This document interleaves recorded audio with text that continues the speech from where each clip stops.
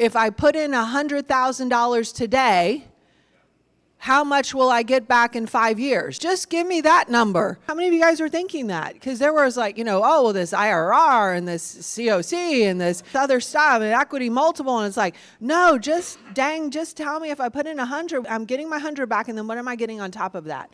So I think sometimes just kind of, and I don't want to say dumbing it down, but just making it to where it's just like, make it an easy yes. Don't make someone say, and then here's your math quiz, and I'm going to make you define all these terms, because most people are not going to be able to. We went through some of the numbers yesterday, and how many of you guys kind of glazed over at the numbers part? You're going to want to cater your presentation each time.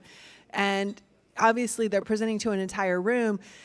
They don't know which one of you guys are the numbers folks. They don't know which one of you guys are the property management folks. They don't know which one of you guys have already invested in multiple deals. They don't know one of you guys are new to this concept and they have to kind of explain it from the beginning.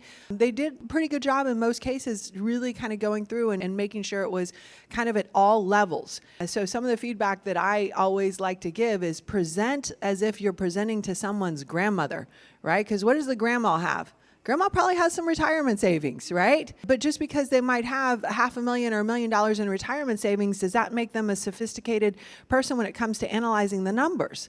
And the answer is no. They might be a subject matter expert in what they were doing over the last 30, 40 years to be able to build up that retirement, but they are not necessarily going to be a subject matter expert about what it's going to take to analyze this particular deal. Just give them an opportunity to get caught up and maybe even just say, hey, I don't understand these things. And how do you ask them, like, what questions do you have for me?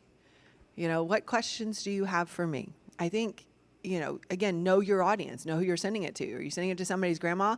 And then I might change the presentation, right? To make the first slide, if you put this in, you'll get this out, and make all of those, some of those slides had probably 75, 100 numbers in it, right? I mean, just, and it's like, I would just make that the backup for somebody who you're sending to who doesn't quite understand. That might confuse them, right? And we said earlier, confused buyer does not buy, does not invest. So if you wanted to learn more, click on the link in the comments below, and I'd love it to get to know you.